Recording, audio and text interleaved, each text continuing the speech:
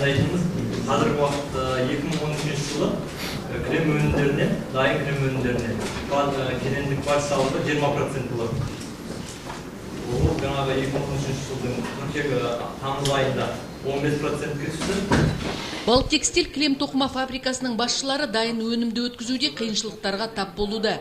2 жыл бұрын іске қосылған серіктестікке үкімет тарапынан қолдау көрсетілмесе, оңтүстік өңірінде отандық тоқыма кілем саласын дамытуға бағытталған бастама аяқсыз қалу қаупі бар деп дабыл қағуда кәсіпкерлер. Алдымыздан шыққан проблемаларымыздың ең үлкені мынау Өзбекстан нарығынан келіп отқан сапасы төменгі, бағасы да сол сапасына сай кілемдердің ешқандай кедендік салықсыз жаңағы әртүрлі жаңағы енді жолдармен келіп отқан кілем өнімдерінің базардағы, нарықтағы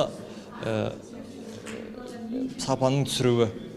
Ол жаңағы біздің отандық өніміміздің жаңағы сатылуына, ол біздің жаңағы дамуымызға, бұдан кейінгі алдымыздағы болашақтағы салатын үлкен инвестицияларымызға әсер етеді деген ойдамыз. Дәл осындай жағдай ер костюмдерін тігетін Golden Nomad серіктестігінде де қалыптасқан. Нарыққа төтеп бере алмаған жас шағын кәсіпорын міндетті салығын, коммуналдық қызмет түрлерін және қызметкерлердің жалақысын әрең төлеп отырған көрінеді. Күнделікті шығу производствомыз біз 150 мен 250 костюм, ерлердің костюмын тігудеміз.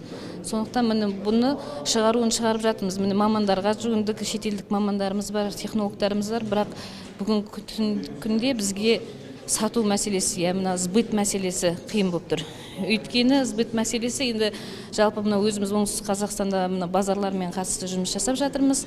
Жалпы бізге қазір конкурировать етіп отқан Өзбекстан. Ал былтыр жылдың соңында іске қосылған Назар текстиль тоқыма кілем фабрикасының өзіндік проблемасы бар. Кәсіпорын өнімдерін тасымалдауда көптеген қиындықтарға тап болады екен. Әсіресе кедендік рәсімдеуге қатысты мәселе шаш етектен. Кеденде дайын өнімді жеткізетін көліктерге жеке декларация толтыру жөнінде талап қойылады. Іс жүзінде өнім бір тапсырыс берушіге жеткізілмек. Осы мәселені кеденшілер шешіп берсе. Жаңа ашылған кәсіпорындарға тән бұл мәселелерді кәсіпкерлер палатасы тек қауымдастық құру арқылы шешу болатын алға тартты. Бұған шағын және орта бизнес өкілдері қарсы емес. Тек айтылған талаптар орындалса болған деген тілектерін жеткізді. Шынар Оразова, Константин Исупов, Константин Гавшев, Отырар телеарнасының жаңалықтар қызметі.